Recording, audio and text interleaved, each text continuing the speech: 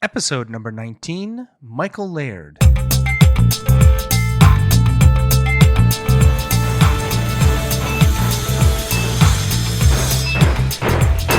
right, cut to edge of stage. Great. All right, color frost.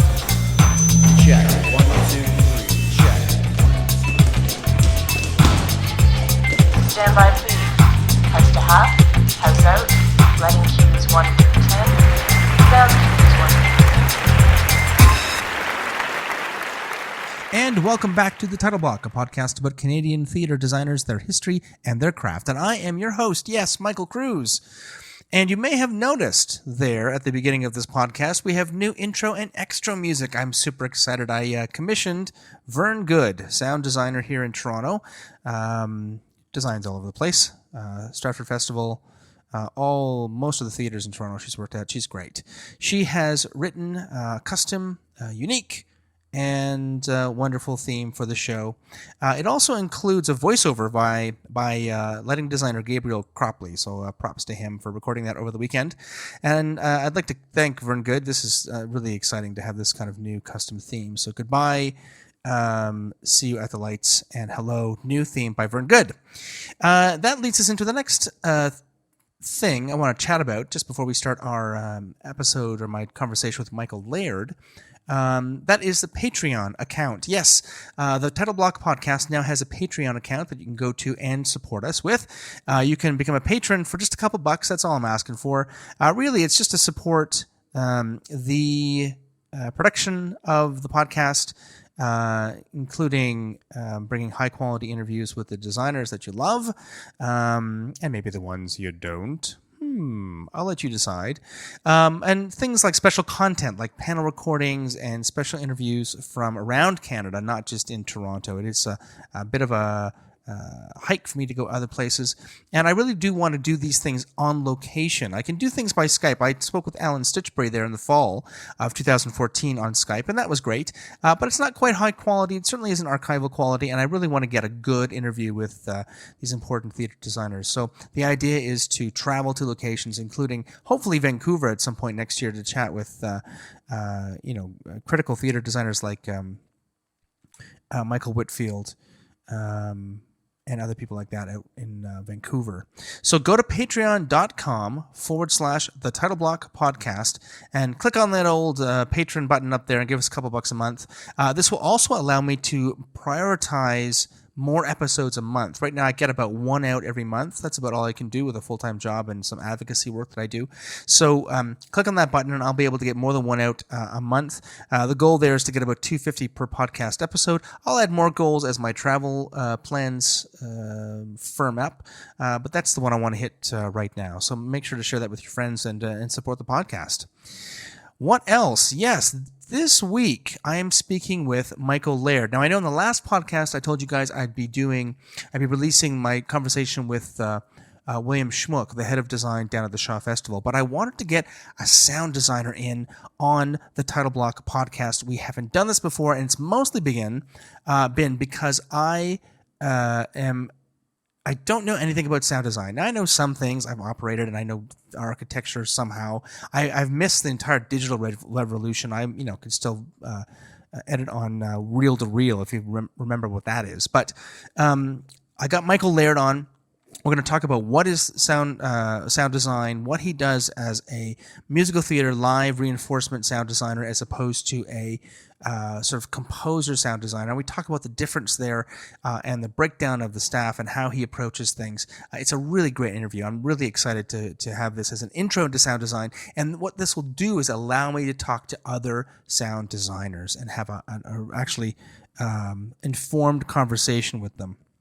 So, wow, that's a lot of stuff. New music, Patreon account. Michael Laird is coming up. Make sure to check the show notes for some links in there. I added stuff about the Wall of Sound and links to Myers Sim School, so you'll be able to check out the history of that. Coming up, I'm super excited. This month, I actually interviewed Fina McDonald from Rabbit's Choice last month, so she'll come after William Schmuck, probably. And then this month, I'm trying to set up an interview with Howard Ungerleider, who's the designer for Rush, to talk about their most recent tour. So I really want to get these things out to you. Make sure to go to Patreon. And here is my conversation with Michael Laird.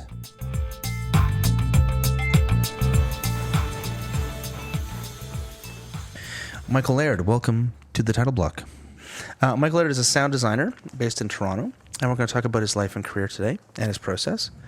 First of all, Michael, tell me about your origin story, as it were. Where did you start? Where did you make the decision to go into sound design and or theater? It was a series of fortuitous events. I went to a career college to do some training in studio work for sound, and just around the time when the large studios were starting to downsize, and so there wasn't any work, and I got a job at a bar as a bar back, and I was carrying cases of beer and cleaning glasses and all that stuff, and I happened to be in the office one day when the owner was on the phone firing their sound man, and so I said, can I have his job? And he said, yes, but you still have to clear tables. And so for my first few weeks on the job, I'd mix the bands, and in between sets, we'd do the changeovers. I'd go clear all the glasses, make sure the beer was in the fridge, and mix the next band. And after about 2 or 3 weeks of doing that, I said to the boss, I don't want to clear tables anymore. He said, you don't have to clear tables anymore.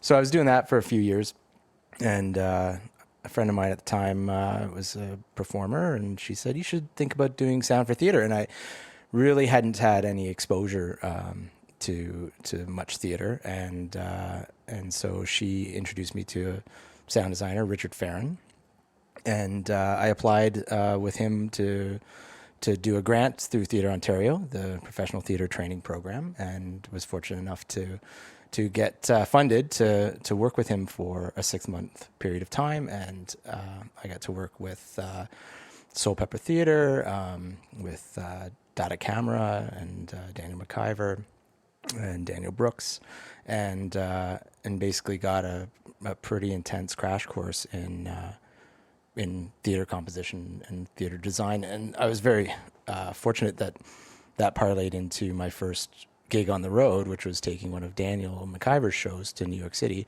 and so that was all in the span of a year. And so it was really quite impactful. And shortly after that, I got asked to design for free a small musical called Evil Dead the Musical, which we did at the back room at the Transact Club. And our opening night was the Eastern Seaboard blackout. And so we didn't have any tickets sold. And so when the power went out and we realized that it wasn't going to be coming back on anytime soon, there was a bunch of people that had driven up from New York that were hardcore Evil Dead fans, and they were egging us on as to, saying, come on, the show must go on, blah, blah, blah. And so we got thinking, and we were like, we kind of maybe take apart a bit of the set and move it to the lawn of the Transact Club. And the electricians were like, well, all our DeWalt flashlights are charged up. We could kind of use those, get in the trees maybe a little bit. And I was like, I've got an acoustic guitar and a little drum set at home and a battery-powered keyboard and amp. We could maybe get that. And so we did. We put it all together, and we ended up doing the show on the lawn of the Transact Club. And it attracted a giant crowd and got written about in every newspaper, and we got written about in Time magazine as to one of the things that happened in this blackout. And so suddenly we had all this press, and our run was sold out. And so that Transact run quickly parlayed into a run at the Just for Laughs Festival in Montreal, and then to a run off Broadway in New York in 2006. And through the course of that, I was exposed to how to design and mix properly for musical theater. So that opened up the avenue that is now the mainstay of my career, which is to do sound reinforcement for musical theater. Did they talk to you about composing for theater when you did your original training? First of all, where did you go to school? I went to Trevis Institute, and I right. did a 1-year career college program with them on studio basics. So we did recording. We looked at a bit of post-production work for film. It was very general sound knowledge on basic equipment like equalizers, compressors, and all that sort of stuff. It had zero live sound component. There's very minimal live sound training. So the crux of what I do is live sound reinforcement, which has all been through on-the-job learning and through mentorship opportunities, and I've been very fortunate to have found those opportunities and have people that have been generous enough to teach me a thing or two. Do those training programs exist to do live reinforcement? It seems to me that I don't remember whenever I've seen anybody who's worked live, it's all just been through School of Hard Knocks. They get hired and work their way up, from a tech to a monitor guy to the front of house kind of thing. And there's no... All the Trebus type schools tend to concentrate on recording only, right? Yeah, that's correct. And even the theater schools, I've done a little bit of teaching, coaching over the years at Ryerson University and at National Theatre School in Montreal, and the area of sound reinforcement, where we're designing sound systems, we're figuring out where loudspeakers need to go, how to cover the audience equally, and all that sort of business. It's very specific work, and there really aren't a lot of training programs that focus on doing that work really anywhere. A lot of it is learned on the job. Sound people who are younger may start working for, say, a supply shop and get opportunities to be out on gigs and, have, mixing smaller bands or moving to larger bands and monitors in front of house and all that business. But there's a bit of a hand-me-down knowledge sort of aspect to learning to do this type of work. There are training opportunities available. There are major manufacturers who have pretty well implemented training programs. Meyer Sound, for instance, has a very strong educational program, and I've done a lot of training with Meyer Sound with Bob McCarthy and Steve Bush, and so if you take, for example, someone like Bob McCarthy, who is one of the people who really figured out in our industry how loudspeakers actually operate, what happens when you try and use more than one loudspeaker in a space, how do they interact and how do we make them work together so that we can achieve the result that we want. This stuff is things he figured out in the 70s and the 80s, so it's relatively recent knowledge, and we can still be learning it from the person who actually developed it. Like that's it. It's that much of a sort of linear path to the people who have really pioneered our modern sound system design techniques. Mm-hmm. Would you say that it sounds like sound is probably one of the youngest disciplines in the theater? So stuff was live for so many years, and acoustics. Well, I guess acoustics was something that was considered back to the Greeks, but live reinforcement, actually amplified sound, is something that's really quite new, like newer than lighting, certainly newer than scenography, certainly. Just as a little diversion, I read an article today about the wall of sound. Yes, the Grateful Dead. Yep. And the idea of that they had to invent most sound up until the late 60s sucked. Live sound was just a consequence of it really was a public addressed system that was Absolutely. That was borrowed from utilitarian. It wouldn't world. have been much fun to have been at a Beatles concert. No, which is incredible because we have this kind of romanticism about that era. But certainly the images of the Beatles concerts are absolutely romantic, but to have actually been an audience person, you wouldn't have heard much over the people screaming around you. Exactly. Well, I want to talk about that later. Let's just get to your big break. So the Evil Dead really was your entree into the modern, Absolutely, right? absolutely. I learned the core techniques of sound mixing and sound system design that I would need. It exposed me to all the stuff I didn't yet know, and it allowed me to then embark on the path to learn that stuff. That's terrific. So, given that, I guess it's important I guess it's important. It's rather important that we actually define what a sound designer does, because you're not strictly a composer. That's correct. In fact, I'm not a composer at all. But yet you talk about theater composition as part of your job, right? To be specific, I actually don't take jobs where what a project requires is a composer. The term sound designer is a little bit too vague to describe the entire gamut of what sound people in theater can be tasked with. So the range of work from being a musician and composer to being at the other end of the gamut, where you are a sound system designer and you're dealing with the physics and all that side of the technology. There are very few people in the industry that are able to become experts in both of those fields. I'm an okay musician. I'm enough of a musician that I can speak with people who are really talented musicians, which is very useful in this work, because we obviously, are working with orchestras and musical directors and all the music department people. But I will never be an expert musician. It's enough of a learning endeavor, career-long learning endeavor to try and do sound reinforcement and sound system design well. And I think that oftentimes on projects, there really would be a benefit if the sound department were staffed by a composer, a music person, and a sound designer or system person. And there have been times when I've been in that situation, and that level of collaboration between the two ranges in the gamut is brilliant.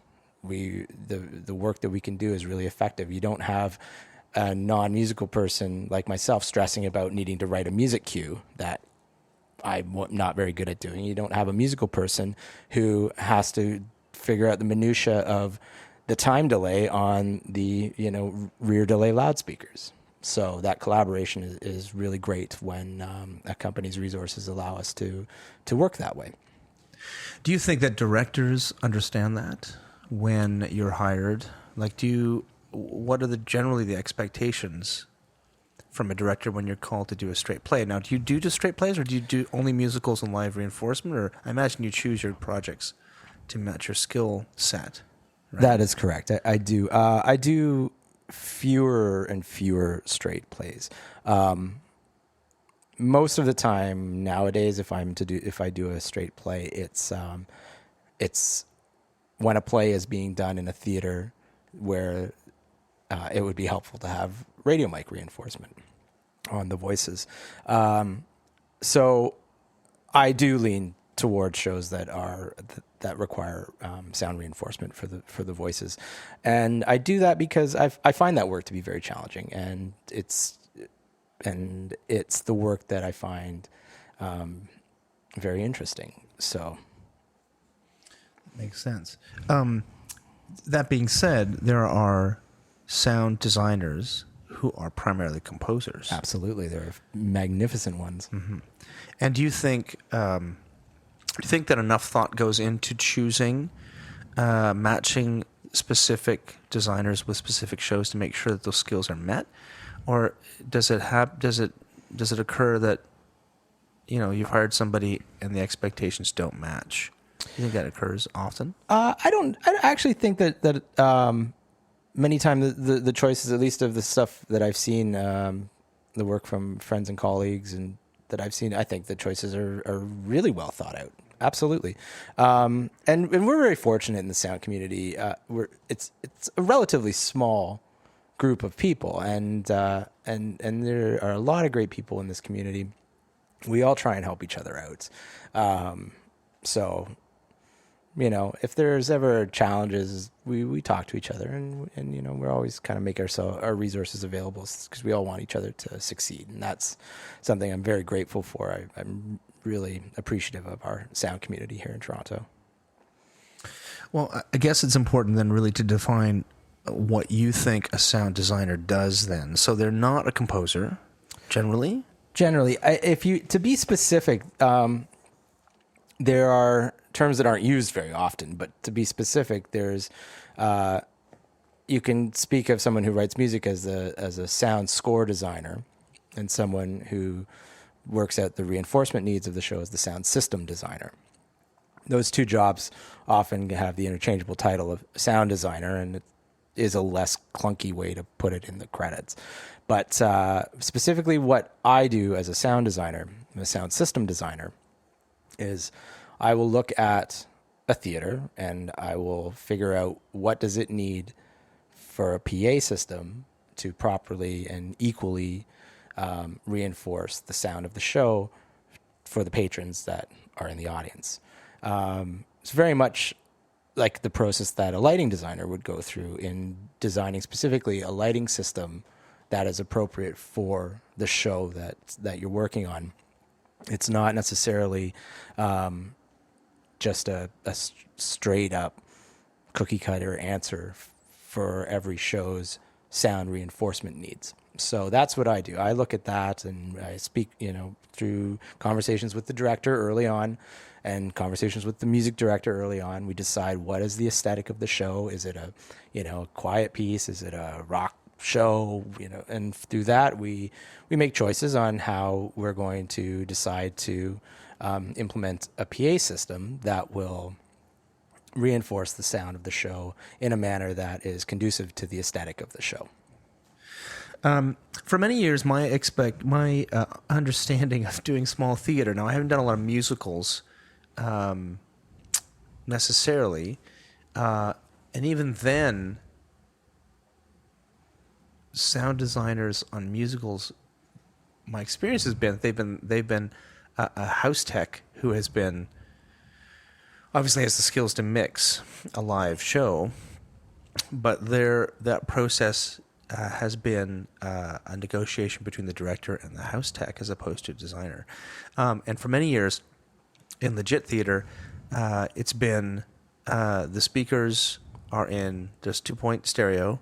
There may be an effects speaker on stage, and somebody's tasked with putting together some sound effects. And so, I did systems design and architecture when I was originally trained at Ryerson. That was part of our component. There wasn't a lot of, emphasis in the small theater community of creating an original architecture in the way that we've got an inventory and lighting that we use that's sort of fixed in most venues, but there wasn't really an understanding, from my own perception, that a sound designer would come in and just look at the whole system and make something that was uniquely fitting that show. Do you think that has changed? Or do you think that my perception, first of all, is correct? And B, do you think that is changing now? Your perception is correct. And traditionally, if you're working in a small theater, sound infrastructure is oftentimes something that a theater has invested in, much as they invest in a lighting inventory. And so if they have loudspeakers hung, they may have a left and a right loudspeaker, which will be appropriate if they're doing a show that has sound effects played back and no vocal reinforcement, for instance. And so for a lot of smaller theaters, 90% of the time or 90% of the work that they're doing, what they own is completely appropriate, and it's fine, because the investment in sound equipment and infrastructure, it can be very costly. So oftentimes, if I'm brought in to do a show in a theater that doesn't normally do vocal reinforcement, yet we're doing a show that requires vocal reinforcement for aesthetic reasons, we will work with suppliers and we will rent in appropriate equipment for that production, and we will implement it into the theater and at a much lower cost than if the theater were required to purchase it. The idea of bringing in sound equipment specific for the show is sort of a transfer down from larger theaters, from Broadway theaters, the Mirvish theaters, which are considered to be roadhouses, where they don't have any equipment of any sort, because it would be unwise for them to own equipment when each show is going to come in with its own particular solution. So working in that type of scale of theater, you're able to craft a solution that fits the needs of the show, hopefully fits the budget of the show, and do your work as needed. So some of the benefits of that blank slate, we try and implement in smaller theaters, because we want to work hard to increase as much as we can the experience of sound in any theater. It's all about the audience. We want the audience to be able to follow the story, enjoy the music, and so it's beneficial to not get locked into just a house system and say, well, this is what we got, this is what we're going to use, or even worse, well, this is what we've always used. To touch back on what you mentioned about the trend where a house sound person maybe just asked to implement the radio mic reinforcement solution that the show needs. That's something that I try to actively discourage, because it's a very difficult thing for any individual technician to accomplish well. In my experience, to make a show that sounds good, it requires a team of sound people. If a mixer is to mix a show well, they need to be allowed to just focus on mixing the show. We do very specific fader moves on almost every line of text in a show, and it's like trying to learn a score on a piano or a musical instrument. And so in order for that operation to be accomplished fluidly, you need to allow your mixer to just focus on doing that. And I also mix, and I understand what that experience is like. There are days early on in the rehearsal and tech process where I couldn't tell you if the microphone sounds good, because my brain is occupied in building my mix scripts and nailing down the operation of the show. The sound designer's job is to make sure it sounds good. The sound designer makes the choices on how loud something is to be, what its tonality is like. And if we're able to, it's important to have associate designers and assistant designers. So you have a sound designer whose job is to listen. You have an associate designer whose job is to take the notes from the sound designer and implement the changes in the technology. And then you have a mixer whose job is to mix and operate the show smoothly. And hopefully you have an assistant who is there to take care of paperwork and also to start their learning on how to do this work. So that's the ideal. We don't often get that. That's pretty resource heavy, but that's what we strive towards. It's quite a difference from, and again, most of my experiences in legit theater, it's quite the difference from having the house tech run everything in effects. I imagine if Absolutely. you're having a live, if you've got a live mixer position, do you have someone then doing playback for effects and for tracks and things like that, or is that automated? If it's a heavy enough show, absolutely. And I've had a few scenarios where that's the way we've implemented it. It's each show does require thought in its unique solutions, and sometimes those solutions are staffing the show. Another important position that I've neglected to mention is also our second audio person, or our A2, which is the person who generally works on the stage and handles all of the microphones and will service the orchestra pits and work with the actors and make sure their needs are met, because we're strapping technology to our colleagues, or for our performer colleagues, and so we want to make sure that there's somebody there that can make sure they're comfortable and that their needs are being met, and if they need assistance, they're right there to assist them. So it does take a team of people to really do this work to the highest degree, and that's what we strive for. All right. Well, let's talk about your process specifically as a designer then.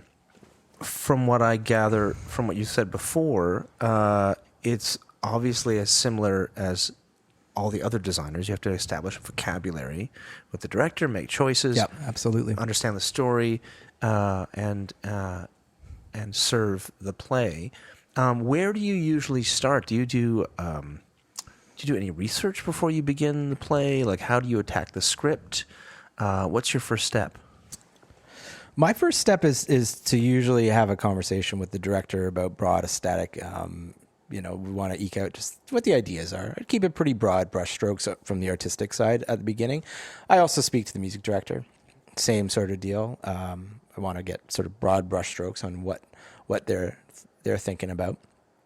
As soon as the theater has been chosen for a show, my first job that I need to do is I need to start to develop the approach that we're going to take for the sound system design. So much like lighting, that involves, and scenic and all that stuff, that involves getting CAD drawings, bringing them into our prediction software so that we can start to look at what we need to create the coverage and the power that the show aesthetic requires.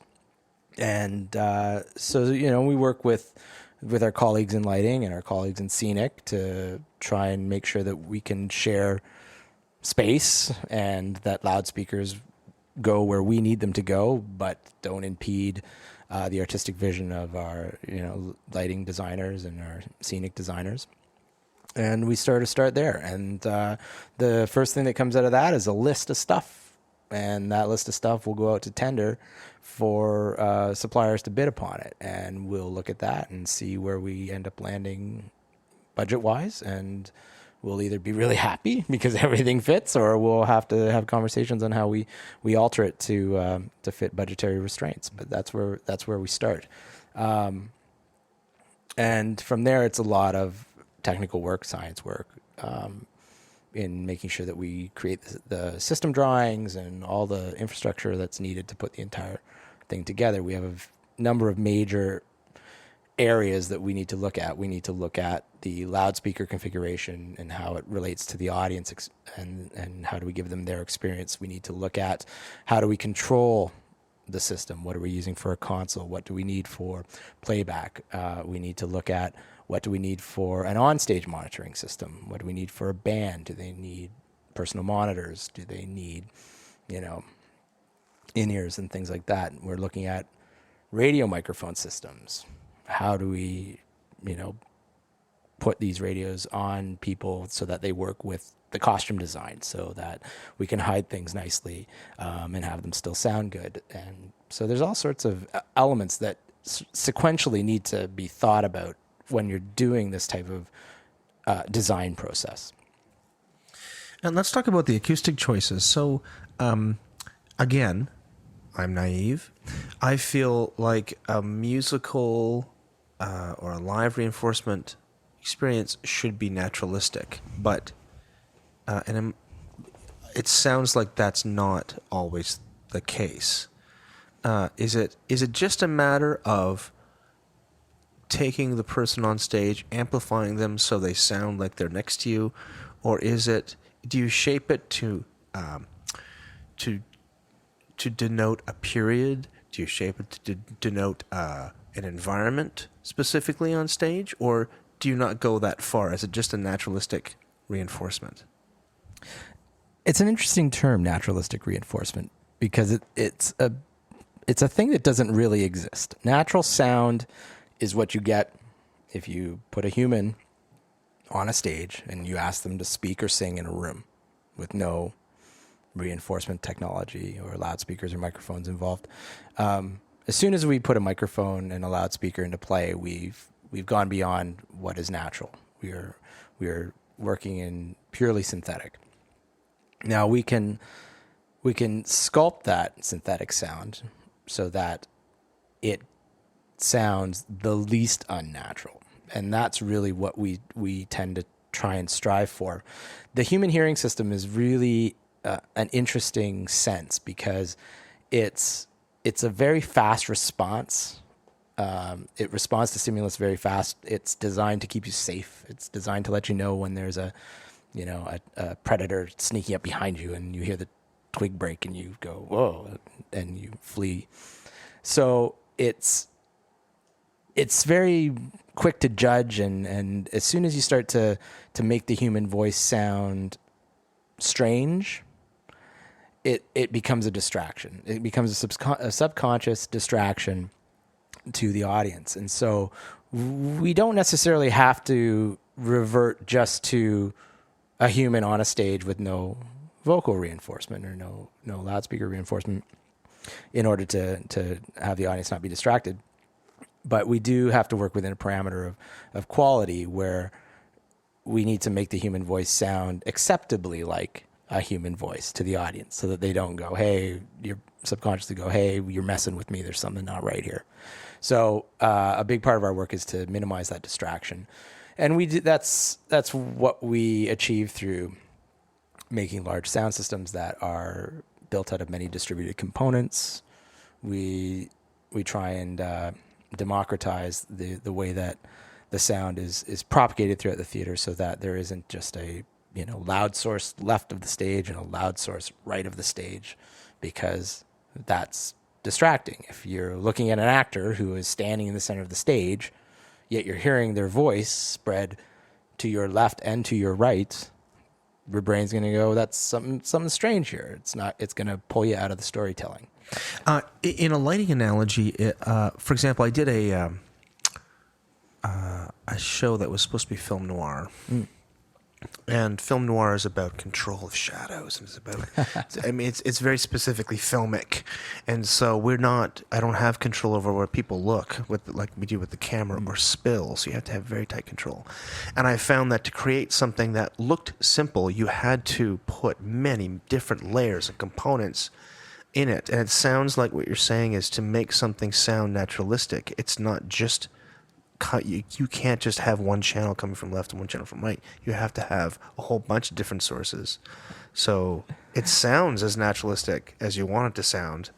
And if you were to draw back the curtain, you'd see this giant technology that was making it sound natural, like reverting it back to what we expect, which is not all this technology, right?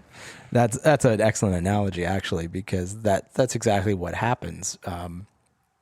It takes a lot of work to make it sound like you're not doing much.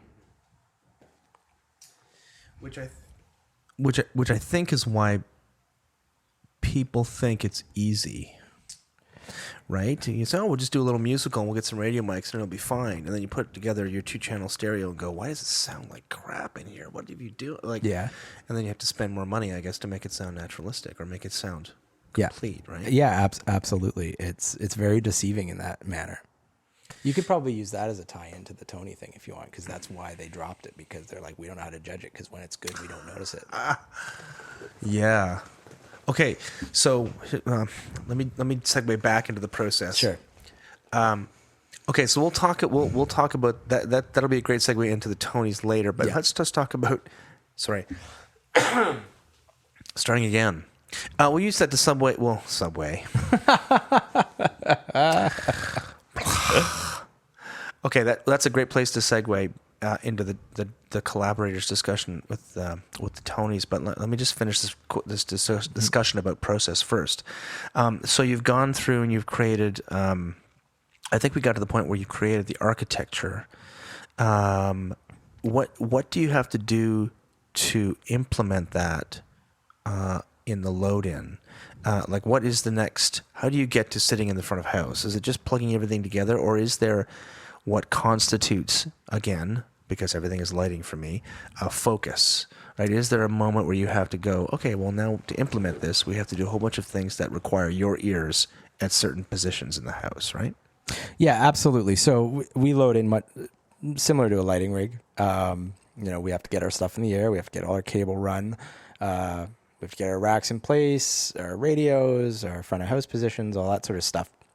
And once all that stuff is in place and operational, we then will have a focus session where we'll focus our loudspeakers. Now, a lot of our larger loudspeaker systems are what are called curvilinear arrays.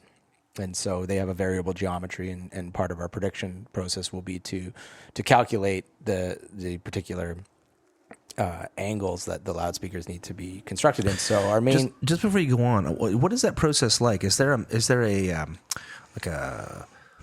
CAD program or something? There's and it's predictive, like it predicts about what the audio is going to be at a certain place. Yeah, that's correct. So from the most basic approach, you can use a CAD program like AutoCAD or Vectorworks to actually figure out your your splay angles on these curvilinear array systems just by using the dispersion pattern degrees that the loudspeaker is specified at. But that's not commonly how we do it. Many manufacturers of these loudspeaker systems will provide their custom prediction software, so you can import your CAD drawings of your theater and then hang a virtual loudspeaker array, and you can see its power coverage and or you can see its power output, and you can see its horizontal and its vertical coverage pattern. And so you can then adjust your array geometry to say, okay, this shape of loudspeaker system gives me this coverage shape within tolerances across my audience area, which is so helpful. It's the last decade of advances in technology for doing prediction and for in loudspeaker design, and giving designers the tools to be able to sit at our kitchen table and figure out a bunch of this stuff before we ever hang a loudspeaker and put out a measurement mic. It's just astounding. I'm very grateful for the people who have figured all this stuff out.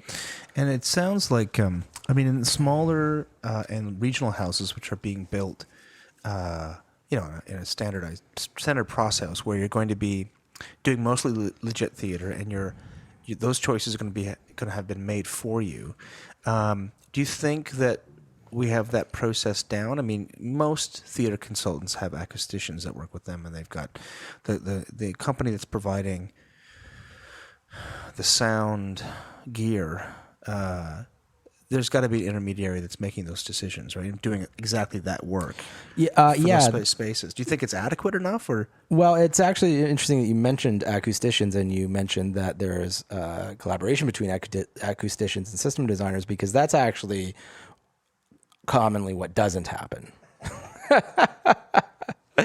So that introduces challenges where you have acousticians doing work that don't take into account that there will be a PA system in the venue at some point in time. So that collaboration, it would be great if that happened more often, because you would really come up with the ultimate result. But many spaces that we work within either were never addressed by an acoustician at all, or they were, and you need to find the best compromise based on what the acousticians decided was appropriate to then implement a sound system design that works within the acoustics of the venue, which commonly means we have to be very specific with how we spray our energy out of the loudspeakers, so that we aren't energizing surfaces that will cause reflections and energy to bounce around, and we're focusing our energy specifically on the audience. So that's part of our planning process. We have to try and be very specific with our loudspeaker coverage.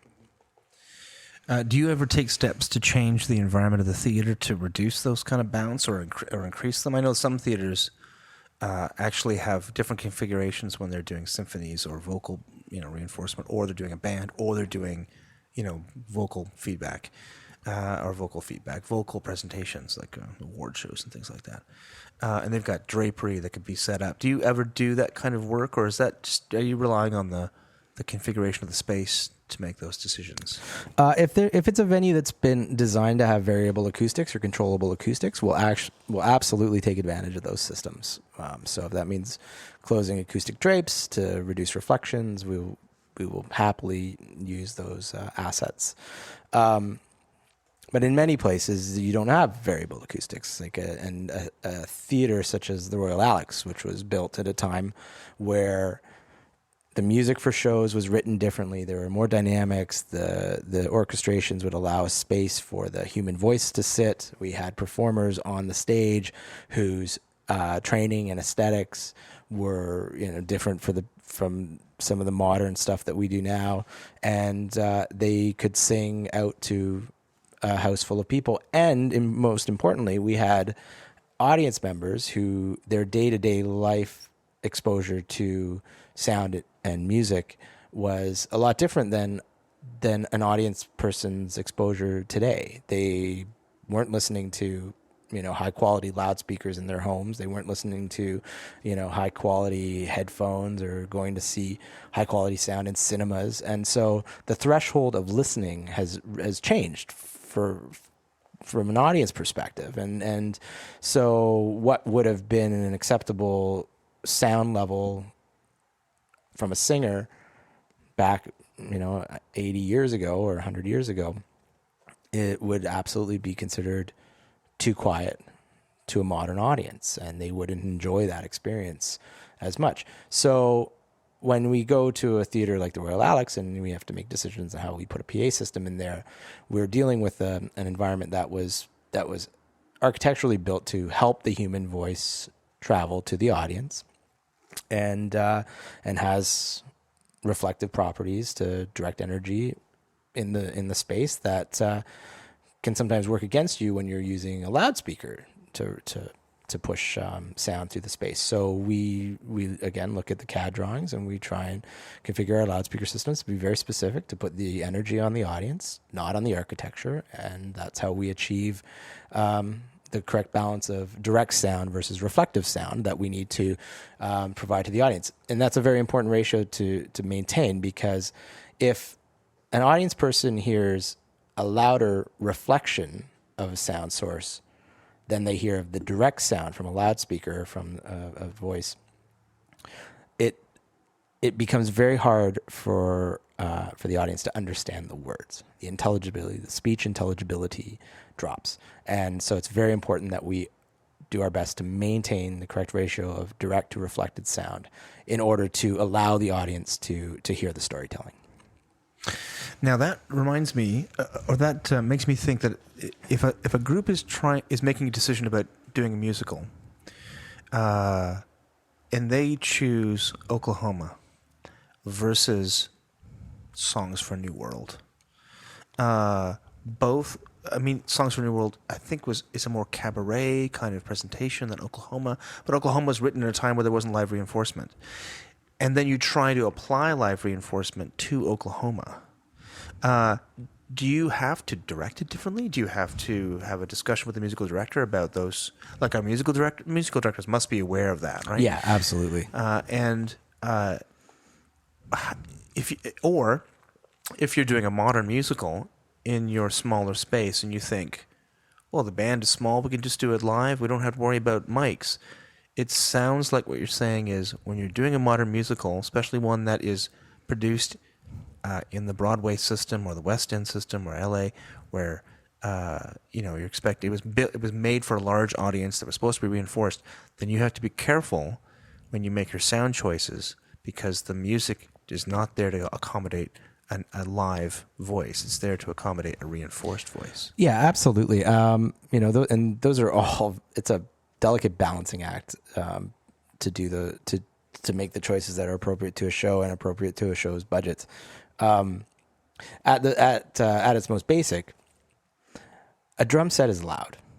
If you're gonna hit a snare drum, it's gonna create a lot of energy. And so, if you've got a musical that's been written with a bit of a rock score, you don't want to have to ask your drummer to play his drum set so quietly without energy, so that you can hear the singer. It becomes weird. So we try and make choices that are appropriate to the way that the music was written. Now, would you maybe do Oklahoma without radio mic reinforcement? You possibly could, if you had appropriate casting and had an appropriate theater, had an orchestra pit. I was going to say, because if you're doing it in a black box, it's going to be completely different. It was written to be in an orchestra pit. Absolutely. Right? With the covering, a specific acoustic configuration. Absolutely. When you have the direct sound of an orchestra coming at you from a stage where they are at the same level and not recessed in a pit, it's very, very loud.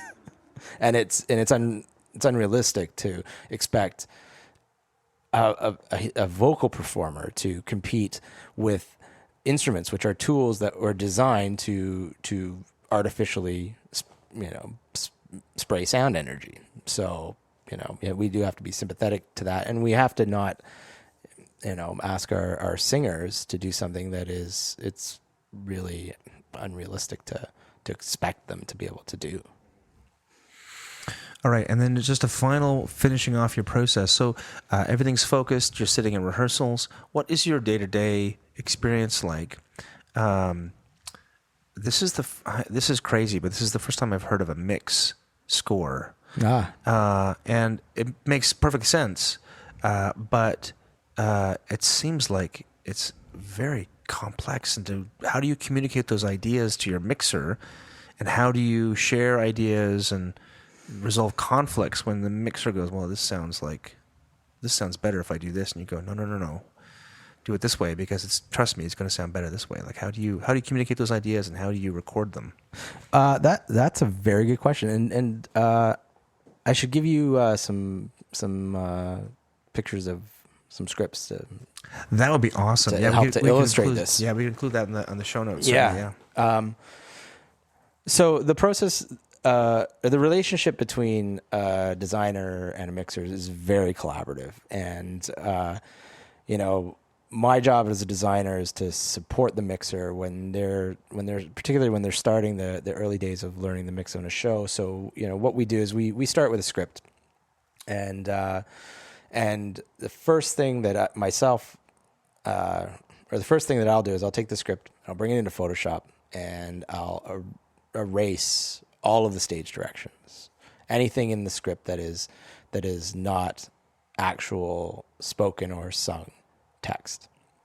The goal of that process is that we want to create a script that has zero distractions, so that the mixer, when they see a line on the page, they know it's something that's going to have a corresponding microphone fade or move, and they're going to need to pick it up.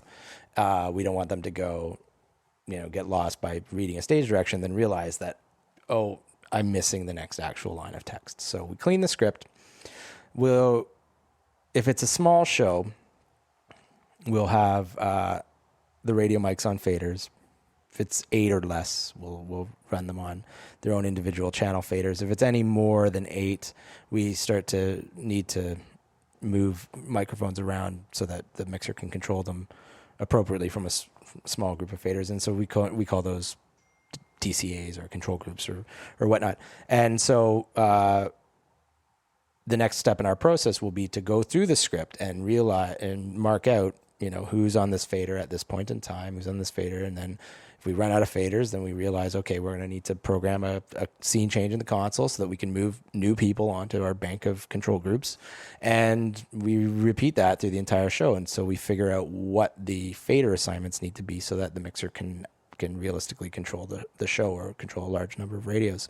Once we start working in rehearsals, and we only have, say, rehearsal piano, we don't have the orchestra yet, we try and get the actors into radio mics right from the get-go so that the mixer can be practicing and rehearsing along with the actors and building that operation. We can discover changes or if we've made a mistake or whatnot during that process.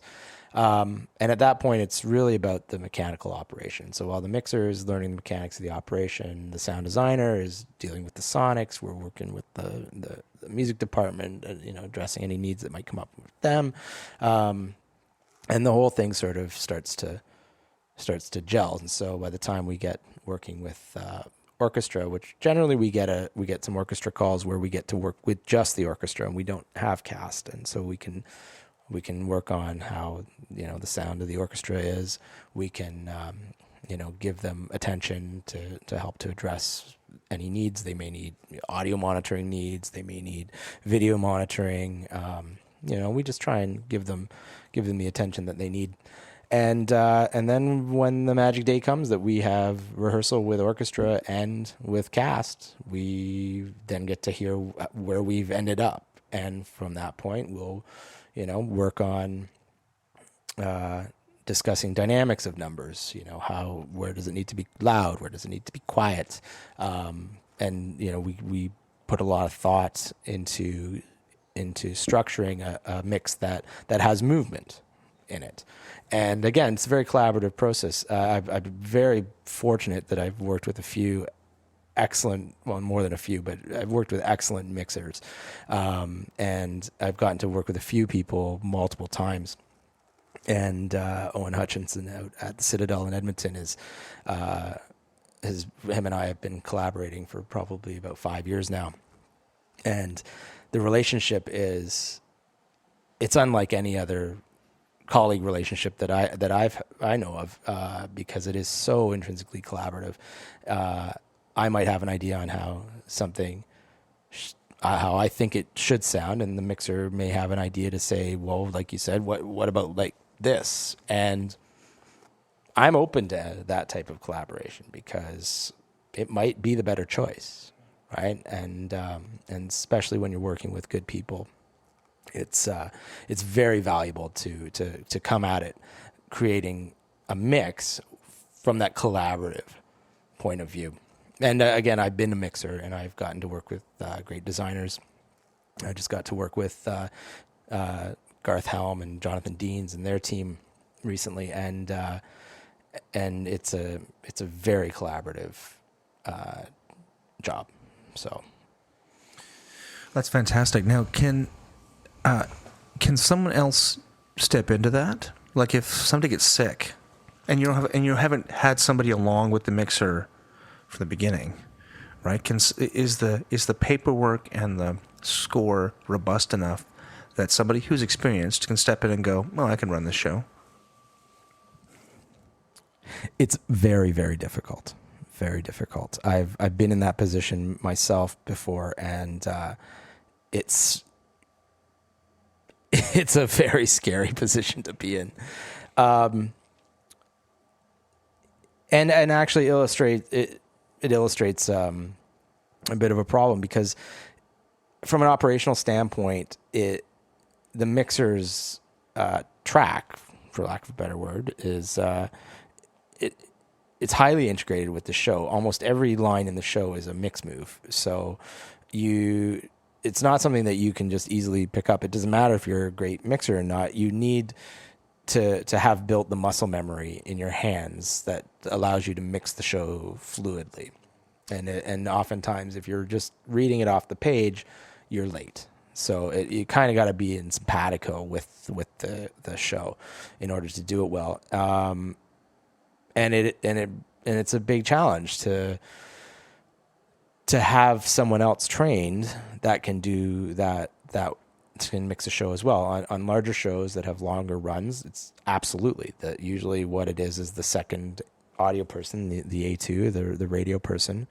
Once the show opens, they'll get moved out to front of house, and someone else will be brought in that will be taught the backstage track, and they will, be the original A2 will then move to front of house and spend 2 or 3 weeks with the mixer learning to mix the show. And generally they're learning to mix it in front of an audience, because it's financially unfeasible to schedule another 2 or 3 weeks of rehearsal time just so you can train another person on the mix. So what happens is they get taught in pieces, but in front of a live audience. Which is incredible, because if you were to replace one of the principals, you would have rehearsal for the principal. You would absolutely have rehearsal for the principal. Because people see that as a high risk, whereas it sounds like this is an equal high risk. It's a showstopper, absolutely. And it's a risk that people balance as being acceptable. If you have a short run, like if you have a 6-week run of a show, you're maybe going to get someone adequately trained by the end of your run. So it's just not something that happens fast, and it's sort of a measured risk. Mm-hmm. I think that any show that is going to run for a few months or more, you absolutely have to train another person, because life happens. Someone is sick, or they need to attend to a life event. If you want to not have to cancel your performance for the evening, it's in producer's best interest to spend the money to train a sub mixer. And then commonly what happens once that sub is trained is that they'll mix 2 or 3 shows a week. So they may mix the matinees, because again, it's an operation that requires muscle memory to do smoothly. And so you can't just start train somebody and then be like, okay, now we'll call you when we need you. You want to keep them in kind of a bit of a rotation so that they can stay sharp with the show. Now, there are some mixers in Broadway, briefcase mixers, who, they won't necessarily have a full-time position on a show, but they will have learned to mix maybe 2 or 3 shows, and they will make their living by rotating amongst those shows. that's amazing talent if you can. It's as difficult as working in a rep season and doing 3 or 4 shows. Certainly, in rep, right? of course, yeah, same absolutely. kind of thing. I have a lot of respect for those people. Yeah. Okay, so I think that gets through the process. Let's talk about a couple themes that we spoke about earlier before we started the interview about the quality of sound for scenography and for lighting design and everything that sits inside the pros. It really is confined. Let's say it's in a proscenium house. It's confined to the frame. I mean, shows like Cats and Starlight Express have broken that fourth wall specifically, and they've come out into the house and made it more of an immersive environment. And there's also shows that are more environmental or or site specific. Mm-hmm. But in a show that's specifically a pros show, everything stays behind that fourth wall, and it's broken in specific instances, but rarely. Sound occurs all in the front of house. Yes. Not necessarily the foldback, but obviously all the stuff that's important to the audience. How do you approach? Are you creating an environment out in the front of house, and how do people reconcile that with the action that's occurring on stage? Is that something that's easy to do? Is it feasible? I mean, we've all done shows where, there's been a car crash in the back right corner. Well, the car crash is happening somewhere. I mean, they may look back there, I guess, but that's not happening on stage. It's happening off stage, and yet it's at the back of the house, which is incongruous. Right? Well, and that's a good word to use. It can be incongruous because it's very easy to distract an audience person by just putting a sound behind them for no reason for reasons isn't apparent.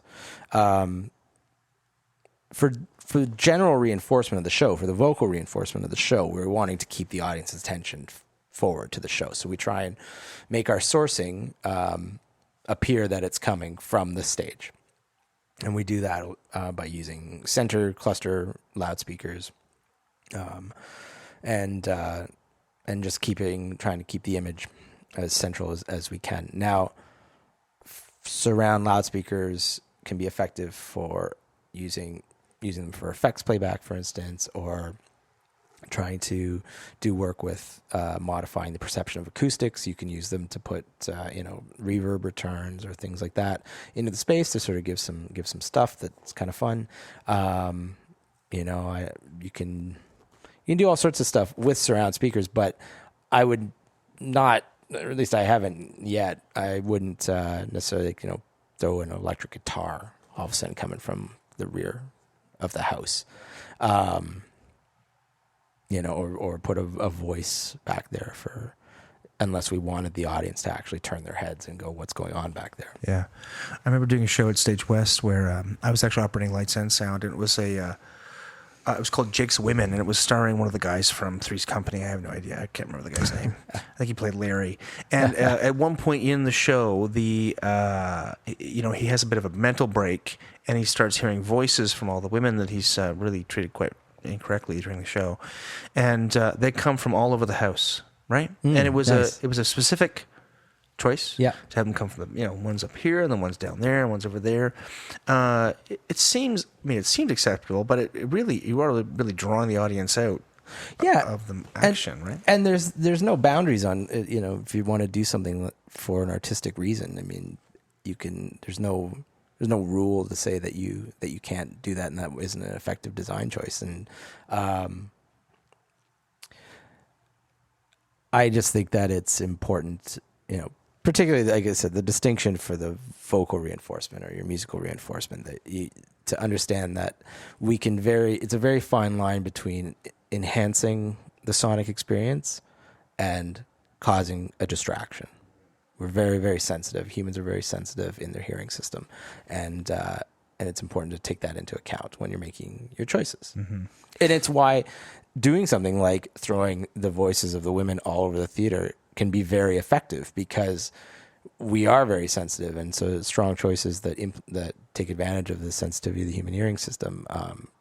You can really get into an audience psychologically in a way that you can't with necessarily with vision. And how about audience expectation? You've got people with home theater systems that have multiple channels, 9 channels, and a center channel or whatever, a bass.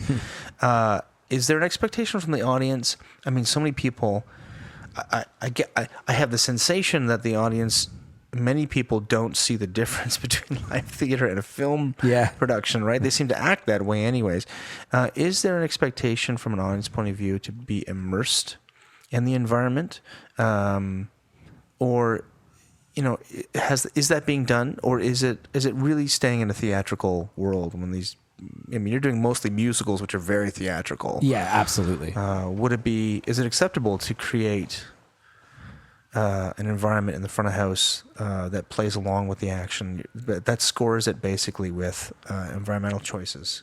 Yeah, I mean, it's certainly acceptable to try and do that stuff. I mean, one of the challenges of creating a surround system in a live theater environment is that in order for it to provide a similar experience to all of the people in the audience, you need to ensure that you have enough loudspeaker coverage and individual control of those loudspeakers to make sure that, what the people in the rear right of the house are experiencing is similar to what the people in the rear left of the house are going to experience, so that you don't, create an experience for one group of the audience and leave the other part of the audience go, I don't know what's going on over there. Right. So, and that can be done, and it can be done effectively. It's pretty resource heavy. An example of a show that has done that would be Aladdin. And the way that was achieved in Aladdin was to create, to hang a large number of small loudspeakers under the balcony and over the balcony at Mervish Theater, and to have individual control over each of those loudspeakers. And that's a lot of loudspeakers. It requires a lot of infrastructure. It requires a lot of DSP or computational power.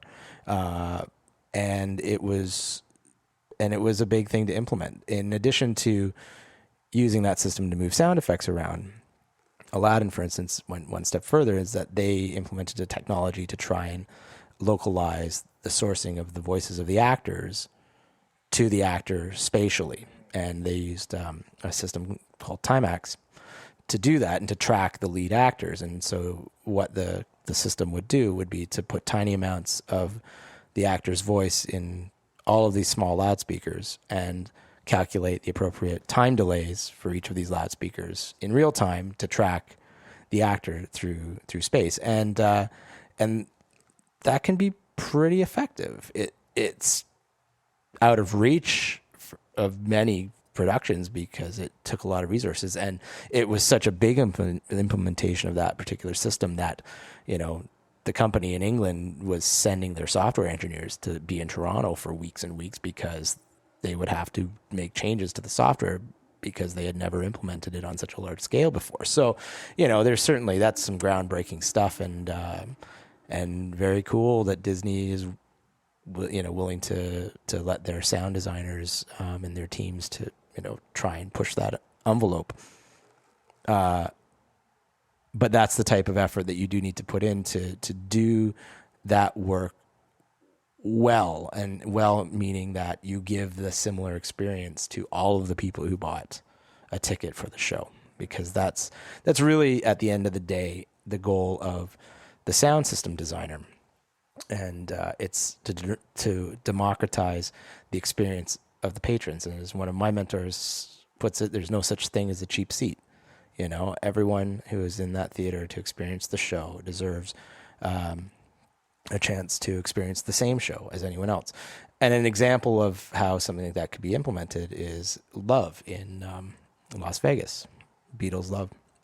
It's designed by Jonathan Deans, where every seat in the theater contains loudspeakers. So you have a full surround. You have 2 front speakers and 2 rear speakers in your seats, in your headrest, to give each person the same experience. There's also a big PA, and all stuff comes from that too, but that's how they solve this problem of how do you create an immersive audio environment for your patrons. And there's thousands of loudspeakers involved in that. Does that mean every loudspeaker has its own delay?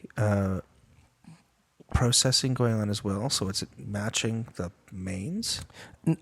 There's definitely processing going on. Now, you got to think about it as the relationship of a loudspeaker to another loudspeaker. So if the relationships, let's just show it's in the round, so there could be averaging of relationships. So the way that each zone needs to be timed, it might not be as specific as to each individual loudspeaker, but it could be groupings of loudspeakers.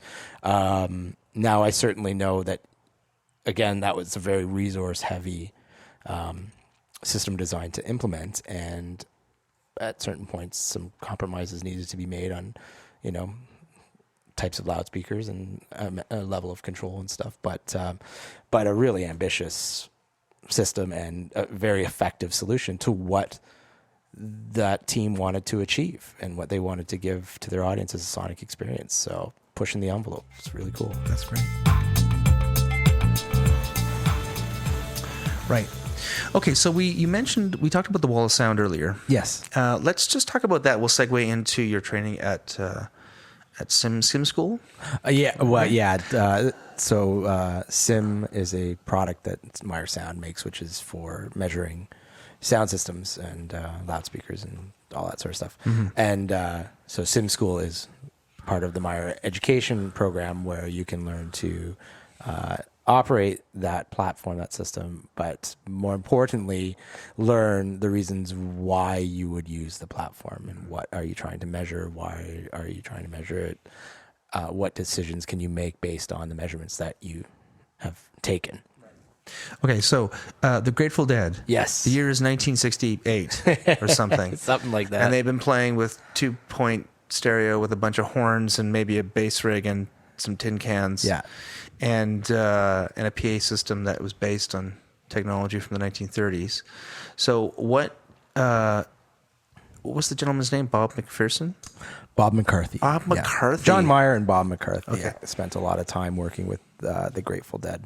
And so in the 70s, the Grateful Dead had a sound system called the Wall of Sound. And so what they were trying to achieve was an optimal ratio between direct and reflective sound, which, they did that by putting their PA system in the air and pointing it at the people instead of stacking it up and pointing it at the wall of the arena.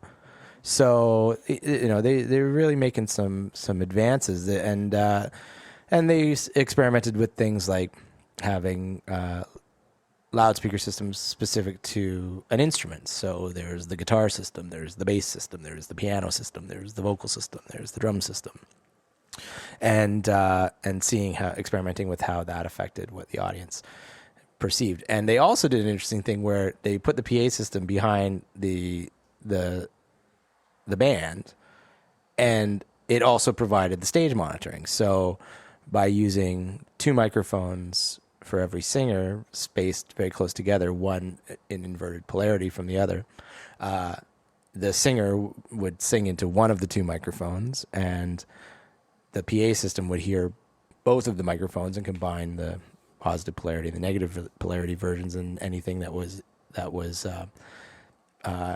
inclusive to both of those microphone signals would effectively be reduced through cancellation, so leaving just the voice. So it was pretty clever stuff. I think it's some smart people working on that stuff, and a really inventive spirit. The Grateful Dead were very supportive of their technical people and trying to push the envelope on shows and sound and lighting and all that sort of stuff.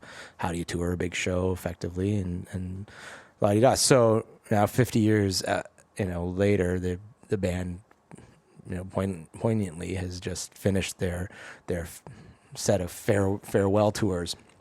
And so in the 70s and 80s, John Meyer and Bob McCarthy were working with the band, and they were endeavoring to figure out what actually happens when you try and use more than one loudspeaker together. How do you make them, work well together and all that sort of business? And so through that research, they developed Sim, which is their measurement platform, which allows you to do FFT analysis, which is fast Fourier transform analysis on a signal, which will basically allow you to compare a test signal and a reference signal, and then show you the result, which is the difference between those signals, or what has changed as that signal has passed, through the electronics, out the loudspeakers and back into the measurement microphone.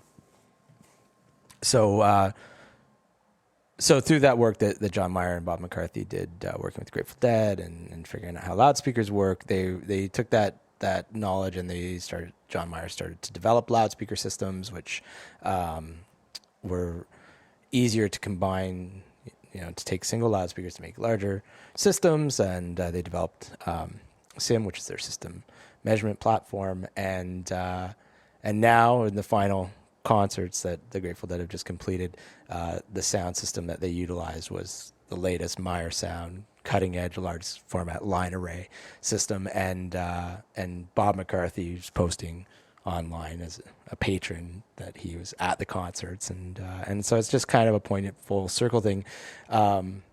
And I've been fortunate enough to train with Bob, and my first experience about 5 or 6 years ago, going to a training course with Bob, the first thing I took out of it was that I really realized I don't know much about sound, even though I'd been working as a sound person for a number of years. And so it was really eye-opening to have the curtain sort of drawn back, and to get an insight into the actual physical phenomena that are going on when you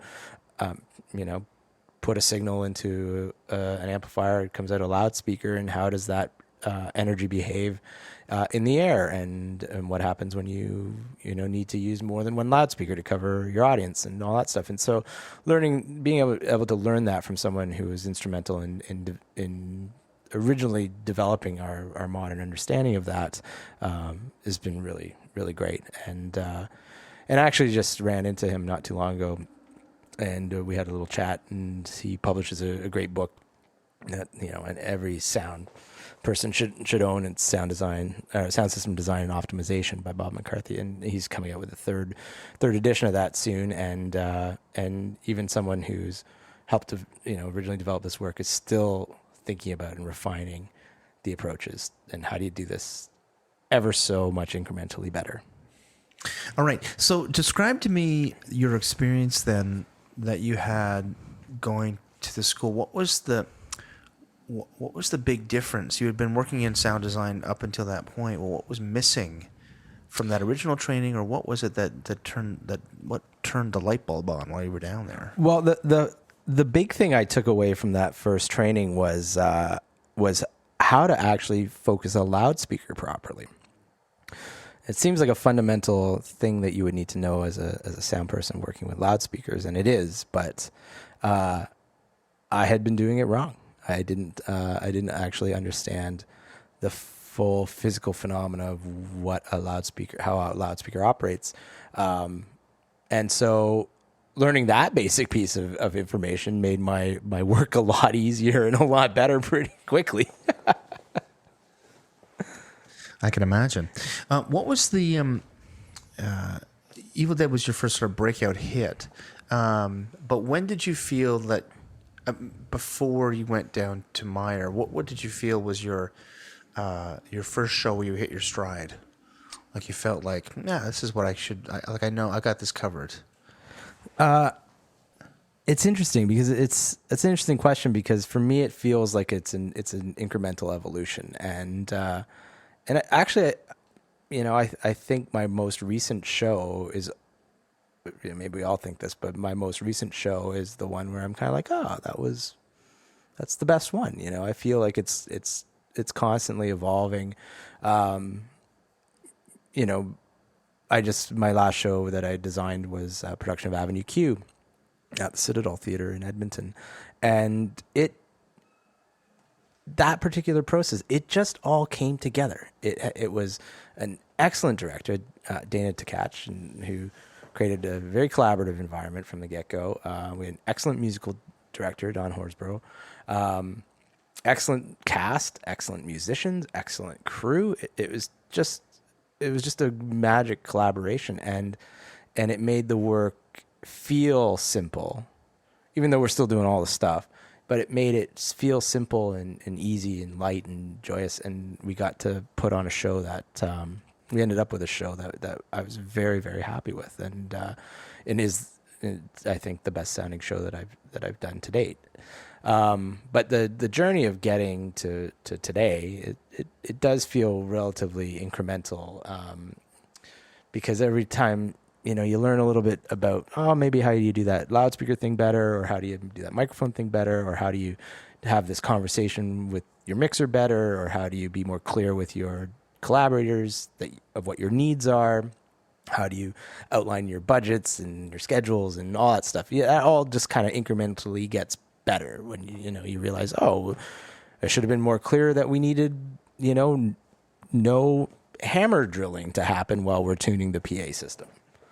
Next time, I will make it clear in the first production meeting that we would like it to be, maybe painting can happen while we tune the sound system, but not the hammer drilling. Right. Well, take us through. And you brought up Avenue Q. Let's just take us through the process there. Was there a specific? I mean, the Avenue Q.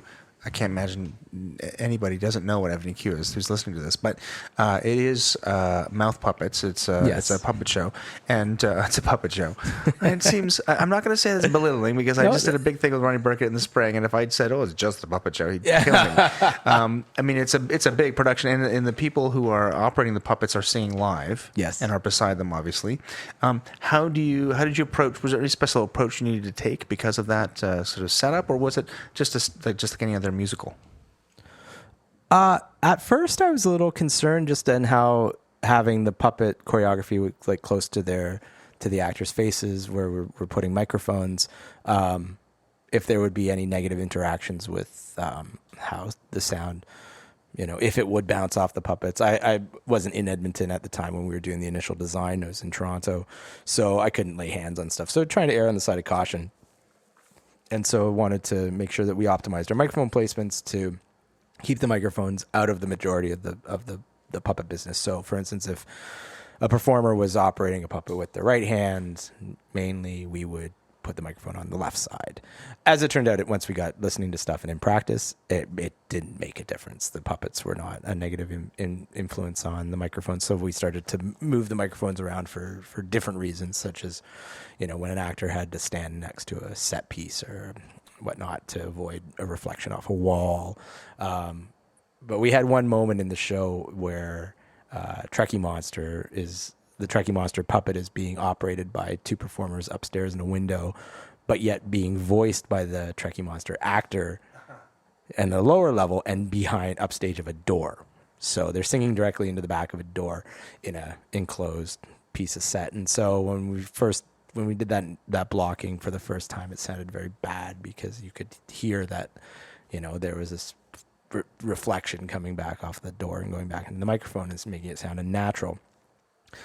So, but we were able to solve it. We had some acoustical foam around, some sonics, and we were able to line the back of the, our carpenters lined the back of the door piece for us in this foam, so the actor could sing directly into the foam, and then it was seamless. And every night that got a huge laugh, because the actor would very quickly emerge from the lower level after the puppet upstairs stopped singing and in a ridiculous way, and it got a huge laugh, because we didn't give away that the actor was hiding upstage at the door, because sonically we fixed the fact that you could hear originally that he was standing upstage of a door. So it's that kind of stuff, detail, that we were able to sort of get into, and yeah. That's terrific. Okay, so any other productions that you want to talk about that were really important to you? Well, I just finished mixing The Heart of Robin Hood for Mervishes, and again, that was Garth Helm and Jonathan Deans and their team of sound people who are some of the best in the industry. And so being a part of that sound team was very impactful. First, it was nice to be able to step up and be a part of, take a job like that and then do it well and be accepted, do it to a level that was, to the standards that were demanded. And it was a great sounding show. The band was fantastic, and the design team was awesome, and the equipment was great, and so it was really really nice to have that experience.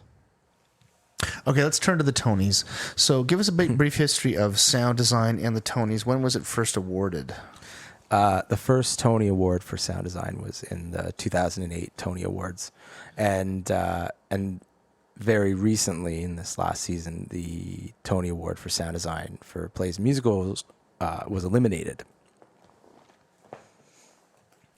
And it seems I had the notion that it had been part of the Tonys far before then. There's a bunch of awards that are given out for several years now. They haven't televised them. I think that lighting design has not been. Yeah, they don't televise. televise a bunch of the, stuff the design awards anymore. Yeah. So I had a feeling that sound design had been awarded far before then, but it's a relatively no, new thing. and it took many years of lobbying to get the Sound Tony implemented. John Gramata, sound designer from New York, worked tirelessly on achieving that.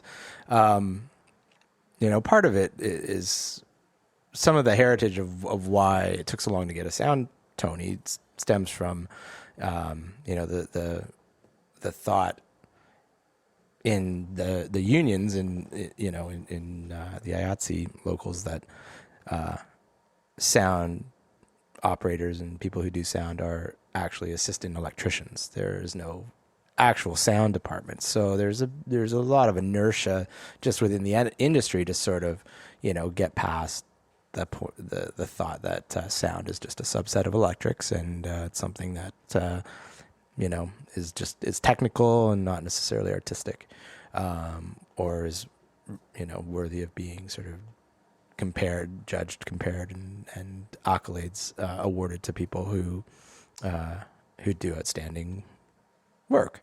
Is this a product of the general ignorance of theater creators into what goes into creating a sound design for a play or a musical, or is this some larger issue? Well, I mean, like, could it be an issue of? I mean, I know, most people could go and sit on a jury for best actor. Yeah, most people could go and sit on a jury for best costume design, even lighting design. Now you're getting into a bit more of a learned eye that you have to have. I mean, obviously, it's important to have a learned eye for any scenography, but you have to understand the subtleties. You probably should be a lighting designer or a director, someone who understands lighting. But for sound design, who goes and judges a sound design? Well, it sounds like a person. Good job, everyone. Yeah, right? it does get tricky. I mean, part of the result when sound design is done well is that it doesn't draw attention to itself. Yeah, and that's that again is the way the human hearing system works. It's a subconscious taking in of information that is, it pops up and makes itself apparent when something is strange or something is wrong or something has happened that's significant. So in our modern sound reinforcement techniques and the tools that we get to use and stuff, you can make a sound reinforcement design on a musical that it didn't bother the audience at all. They just kind of bought in and went, wow, that was great. I didn't have any complaints. So therefore wow, how about those lights? Or, or that acting was amazing. And that's great. And that's really what we try to go for. Now, as a sound designer, I know what to listen to. I listen to mixes on shows very critically and on my own shows and try and get it to the point where it's as, seamless for the audience as possible. But I can understand that, someone who is just going to experience a show, and if they're not going to think, walking out like, wow, that was such a great sound design. I was totally unbothered by it. It's, they're not going to think that way. So part of it is there's some education required. Now, on the other hand, I also know that lay people, audience people, have opinions about sound. Particularly when you're a mixer and you're at the back of the house as the audience is letting out. They're going to tell you. They're going to tell you if they heard something wrong, and sometimes they'll tell you that they liked it, which is always nice. But I do believe that people have opinions about sound, so I think it's a little little bit of a stretch to think that the Tony educators wouldn't be able to, I wouldn't have been exposed to enough shows and enough work to be able to go, yeah, you know what, that one was pretty good. And what happened with the elimination of the Tony? Because this year it was eliminated. Yes. What was behind that decision? What was first of all, why? What was the answer that the academy or the committee gave? Is it an academy or a committee? I don't even know. It's one of the two. It's a committee academy. Yeah. It's one of those. Portmanteau. It's one of those things. Anyways, what were the Tony? Yeah, it's a committee. Yeah. Well, their official statement when challenged was that the people who judge the shows and nominate shows for the awards were not educated enough in the field to make a decision on whether a particular show's design was better than another's.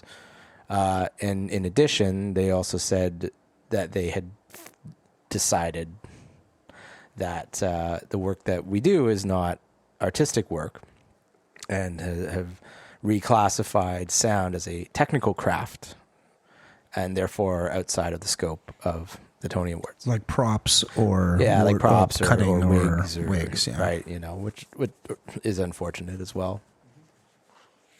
And tell me about the collaborator party. What was the response of the industry to that decision? Well, I had the good fortune of being able to go down to New York for the night of the Tonys and attend the collaborator party. The collaborator party was an event that was put together by John Gramada, who is the designer who championed the awarding of the Tony for sound in the first place, in response to the elimination of the awards. And so it was created in the spirit of, we're not going to get together and just be kind of disappointed together. Let's get together and have a good night of it. And so the spirit of the collaborator party was that if anyone's invited, if you're, so there was an awesome mix of stagehands and stage managers and designers and performers and musicians, and it was the spirit in which the event was created was absolutely super positive, and the support from the community was extraordinary. Sponsors came on board. Their goal initially was to give away a prize every time a Tony Award was given away. They televised it. It was in a big beer hall in the East Village in New York.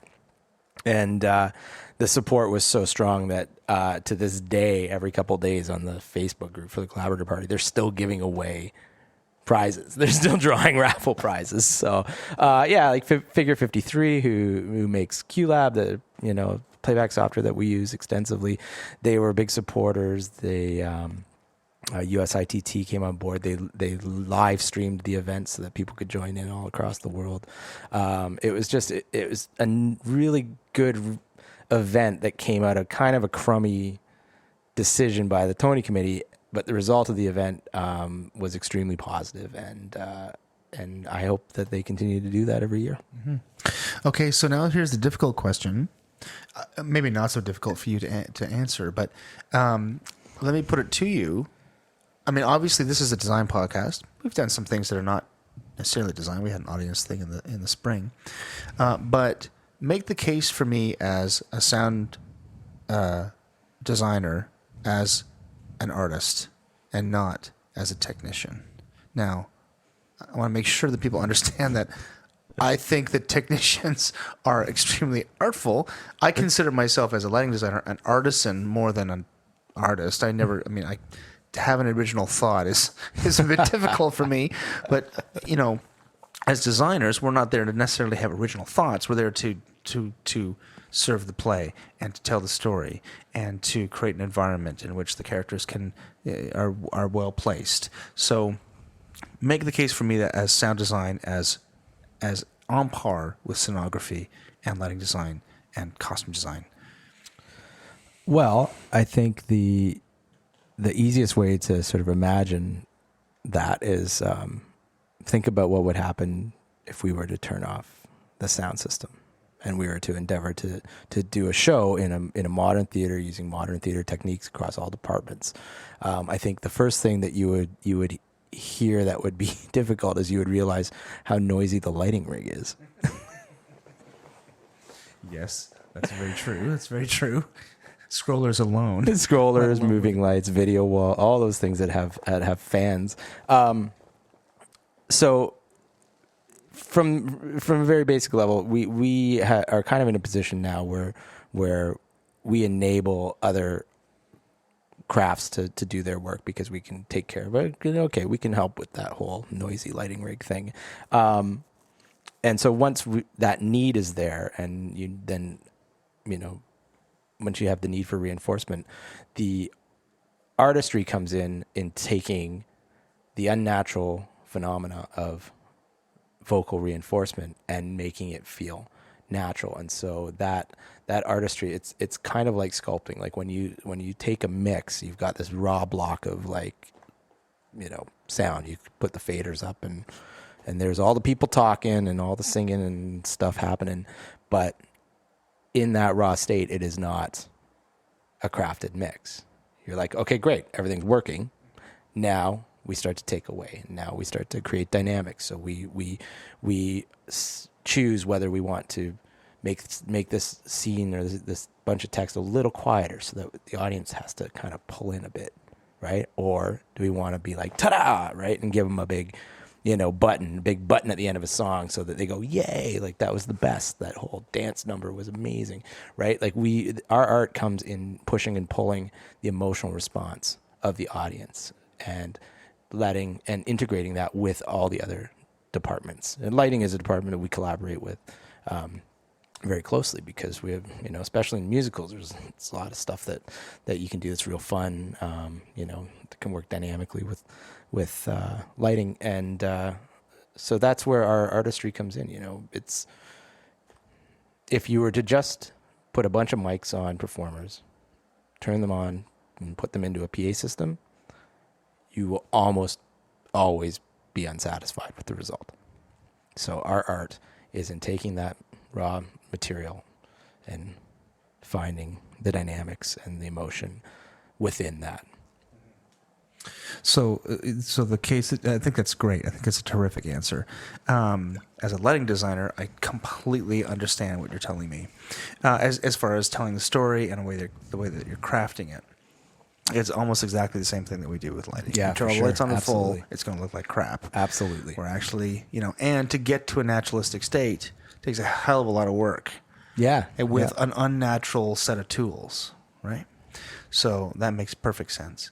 One of the discussions I had with Kevin Lamont when we were discussing the wars out in Theatre Calgary, they had, was it the wars? No, I think it was Alan Stitchbury because Kevin Lamont led it.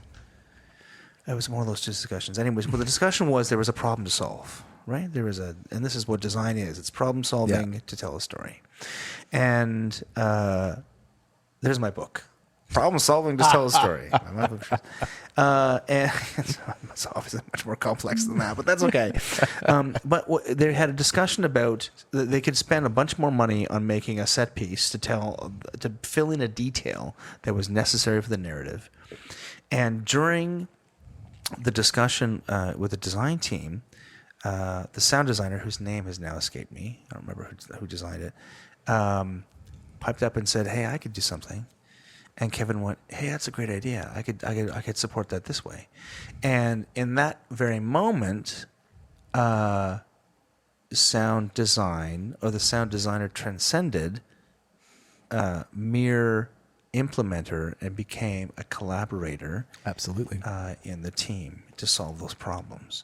And I think it's important. I think we had discussed this prior too. I had, as a lighting designer, I've never sat in a room. I don't think I've ever had that experience of sitting in a room discussing the play with the sound designer in the room with us. Right, the set design, we've discussed them. What colors you're choosing, what's the three dimensionality, what's the sculpture like, what do you envision for lighting to support that? But lighting and sound collaboration really occurs in the tech week, and at least in my experience, I think the argument is definitely in favor of having that discussion with everybody who's there. 100%. Yeah. Absolutely. And that should be the goal. Commonly my first conversations are with a director who may want to work with me, or we want to talk about what the show is going to be. And then the music director, and then the production manager, where we're talking about budgets and technical stuff. But very quickly, I need to talk with all departments. And it's actually a little bit different, I think, for a designer who does musicals and who will do a system design for like a Roadhouse. Because one of the things that is the unifying conversation, which I have to have as a sound designer with everybody else, is what do you need for ClearCom? That's a very good point. Yeah. Now, do you think that should be like? It seems to me after having our discussion, I feel like that should be somebody else's job. Like that should be the assistant in a electrician's perfect job. utopian world, absolutely, Yes. absolutely, it would be someone else's job. But it's actually the sound department's job. So the sound department takes care of intercom. We take care of program video. Essentially, all the low voltage communication stuff. So electrics will still take care of like cue lights, for instance, right? But traditionally the sound department is taking care of the ClearCom. And you know what? It kind of is a drag to design the systems, and it's the least glamorous part where you're like, oh man, I got to do the line drawing for the video system. But it's within our scope, and it's the sound shops that supply stuff for musicals, Broadway musicals, like Sound Associates and Mask, their infrastructure, they have inventory for all that stuff. So we handle it. We'll figure out what the communication needs of all the departments are, and then we'll design the systems and implement them. But it does get the conversation started very early, because you got to talk to your lighting people and be like, oh, what do you need? And so at least you're in communication. And I mean, also we have to negotiate physical space. We have to put loudspeakers, out for front of house. We want to make sure that there isn't some, I don't know, whiz bang 3000 moving light in that same piece of physical real estate. Yeah, with all its fans blaring at 100%. So that's right. Actually, I think those go to 110. Those ones. Yes, exactly. I remember when I did the Phantom install, I was a stagehand in Kitchener a long time ago. And was it a tour? It was the tour. It was the first Phantom tour. And they, in Canada anyways, and it was a week of installation. I took off school to go do it because it was so incredibly cool. And I remember the main pros had so much bloody sound gear in it. Yeah. I mean, I was used to having, production arts come in and do a whole lighting bridge downstage, but it was all sound. All these individual, like empty, unboxed speakers, and these giant Bose sound cannons, which are like giant bass, and it was the first time I thought, this is the most specific sound design, and it was ensuring that everybody's experience was the same on the tour, right? Yeah. Instead of just using house mains. Oh yeah, absolutely. And this was at the Center in the Square in Kitchener. So the house mains were Meyer. They made the Meyer commitment. After I think the original sound install was a Midas console, and I think Midas did the console on the original cluster. And it was all custom built stacks because it was designed in 1978. So there was not a lot of off the shelf stuff you could put there. So it was all custom cluster and everything else. But when they replaced it, it was all UPA, 1As and all that stuff, right? Yeah. Classic theater loudspeaker. I mean, those loudspeakers, UPAs, were made to solve the problem that theater designers had, which is having compact, high quality loudspeakers that have even in predictable coverage patterns, and being able to put them together. The simple, idea of a trapezoidal shaped loudspeaker, that's a Meyer patent. Until the UPA, no one had come up with the idea that you can make the rear, face of the loudspeaker shorter than the front face, so that you end up with a trapezoid, and you can actually pack them next to each other and create horizontal arrays of loudspeakers. Before, they were all square boxes. So, that type of evolution. But the UPA actually came from is an evolution of a monitor loudspeaker, a floor wedge monitor loudspeaker that John Mayer created, the Ultra Monitor, and it sounded fantastic. It was an excellent sounding loudspeaker, and so Abe Jacob, who is the godfather of modern theater sound reinforcement, heard that and said, "That's a great sounding loudspeaker. Can you put it in a box that's like this so that we can hang it in the air and point it at audiences?" And John Mayer went, "Yeah." So there, the UPA is born, which is a very ubiquitous loudspeaker now. That's awesome. I love that story. So I want to get to training, but let's talk about the union first of all. You're an IA member. That's correct. And when did you decide? When was it imperative that you become? Did you feel a pressure to become a member of the IA, or did you? Was this just a necessary evolution to mix the shows you wanted to mix? How did you make that decision?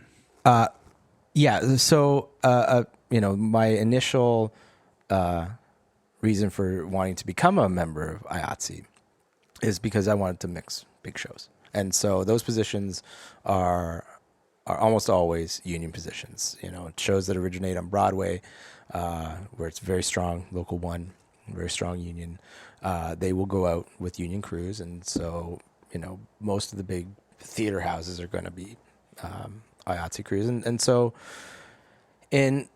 in Canada, I feel that there's a bit of a glass ceiling as far as being a sound designer system, for musicals and stuff in Canada. As we have some really great regional theaters, and there's really great work happening, and we have some resources, and that's fantastic. But when it comes to commercial development of larger shows that may have a life on Broadway, it becomes very limited as far as opportunities as a Canadian designer to be the designer for that show. We've seen it in Stratford, for instance, where shows that are possibly going to go to Broadway, there will be American designers that will come to Stratford to design the show, or their associates will come to Stratford to implement the show.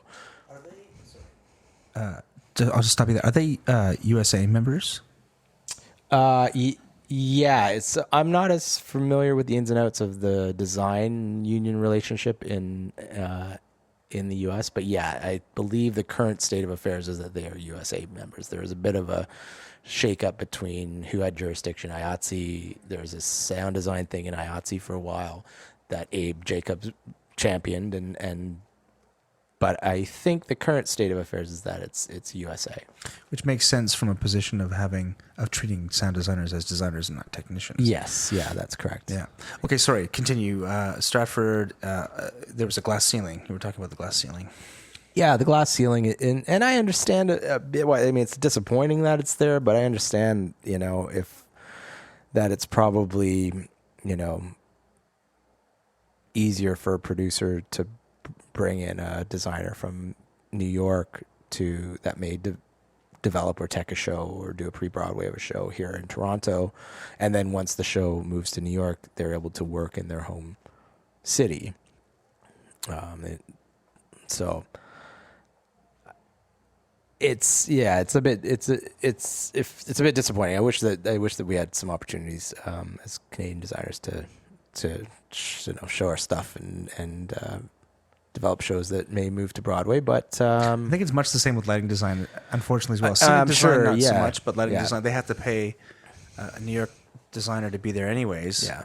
So they just bring up a New York designer to design the show up here and move it down there. That happens all the time. Or redesign the Canadian design for that venue. Yeah. So it's the same thing. And there are fantastic people in New York. They really do have the talent pool. So it's a hard sell. So once I got into sort of doing this work, it did become a goal. I knew that if I wanted to continue to be involved on these larger productions that do have, development stuff in Canada or mixing shows that transfer from Broadway to do a Toronto run, and to work with these designers and these design teams, being a mixer would be my avenue to get involved in that. And so that meant endeavoring to become a union member. So, and I'm very happy about that. I'm very grateful to be a union member. I think it's very important that as people who do this type of work as stagehands, that you could do it with, good pay and benefits and all that stuff, and can actually make a good life out of it, because it's hard work and you make a lot of sacrifices. Being on a show, when you're running a show 6 days a week and you're doing 8 shows a week, you make sacrifices in other parts of your life, and you dedicate yourself to this work. And so, it's nice to know that you get treated fairly. That makes sense. Okay, let's talk about design training, because you went to Trebas, and I think most of the programs to get really in-depth sound knowledge are all focused on recording, especially architecture and learning how to listen, right? So first of all, are there programs in Canada where somebody at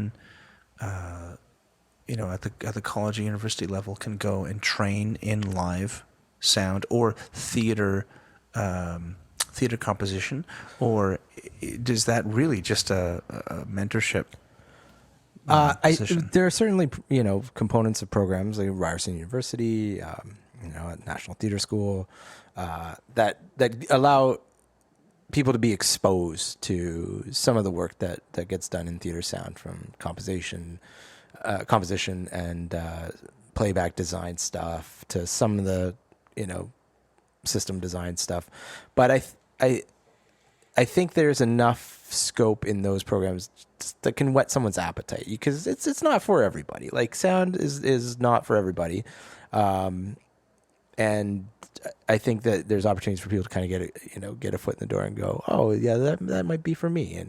But beyond that, I think that mentorship plays a really strong role, because I think the work it's very specific, and certainly for my career path, it's been mostly mentorship. My studying, going to post-secondary career college taught me almost nothing, like, for what I actually do in my day-to-day life.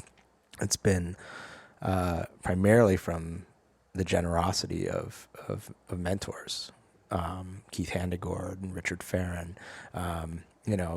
I've been very fortunate to have those opportunities. So I try to give those opportunities back now that I'm in the position that I am to work on stuff and work on shows, and I think it's very important for people to get in the room. And so I try and be very generous if people express an interest in seeing how this work is done, how are we utilizing the tools to do what we do, what's our process. I think it's a very effective way to just say, come on in, we're going to be tuning the PA at this time, come in, bring your notepad. We'll talk about, write down your questions. We can discuss them later. But, here we're going to do the work, and you can kind of get a feel for how it's done. And that usually does, brings two responses. It was either, oh my goodness, I don't want to do this. This is not what I thought it was going to be. Or, wow, this is not what I thought it was going to be, and this is completely compelling, and I want to do this. So, and either response is totally appropriate. But I feel very strongly and try to support people who are interested by offering mentorship opportunities. And what kind of essential training elements do you think people should get to prepare themselves for that kind of experience? Is it school? Is it a classroom kind of work, or is there a specific text you think they should have, or is it really just learning architecture and learning gear, becoming gearheads, and understanding the different components? I think if a person's interest lies specifically in theater design, certainly training in theater craft, like stagecraft, is a huge asset. That's one thing I lacked when I remember my very first day apprenticing with Richard Farron. We're on the stage. I think we were at the Berkeley Street Theater downstairs, and it was a one-man show. Daniel McIver was performing in. Daniel Brooks was directing it, and a wardrobe piece had showed up, a sweater, which was a possible candidate for Daniel to wear in the show. And he said, "Hey, Michael, can you put this sweater on? Mind going on stage? I want to see what it looks like under the lights." And so I was like, "Yeah, sure," And so they're saying, "Hey, can you go stage left?" And I'm like, "Oh, walking the wrong way." They're like, "Upstairs." I'm like, "Oh man," just totally, learning it the hard way, and so, I think if you are interested in theater, it's certainly an education in stagecraft this is an asset, but it doesn't preclude you from doing it. What about things like physics or acoustics or computer science and things like that? Are those essential skills? Like, you learned them? I think you went to sim school, but you also learned them, I think, on the fly. But would it be helpful if you had done that kind of training beforehand to go, "Oh, I understand"? Yeah, a bit. I mean, physics is certainly physics, and all the work that we do is based upon the laws of physics. But a lot of people get into sound because you've got an interest in music, and I'm not that great at math, and a lot of people aren't that great at math that do this kind of work. And thankfully, the math that we need to do to effectively do our work is relatively simple. So the need for mathematical or highly technical physical, like physics training, might be a bit overkill. But definitely a good understanding of computers is mandatory now in these days, and all the tools that we use, everything's computerized, so you need to be really comfy with computers. TCP/IP networking is pretty much mandatory. You need to understand, network topology, and because all our stuff talks to each other now, and we're able to implement, very sophisticated control systems, using TCP/IP networking. So I mean, it's nothing really more complicated than setting up your a network in your home. Just it's like more of it, but that stuff, it's going to be expected that you're comfortable with that type of technology. Well, that's great, Michael. Thank you very much for being on the Title Block. Thank you, Michael Cruz. It was my pleasure.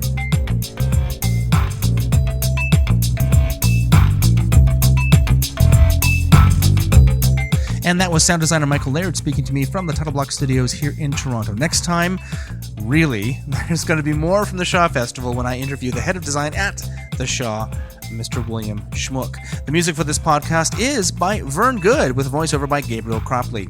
Please go to iTunes and give us a review. It'll help get the word out about this podcast and share the history of theater design in Canada. And you can follow us on Twitter at the Title Block CA and on Facebook.com/the Title Block Podcast. You can send comments and requests by email to thetitleBlock@gmail.com. And don't forget that if you like the show, support us on patreon.com/the Title Block Podcast.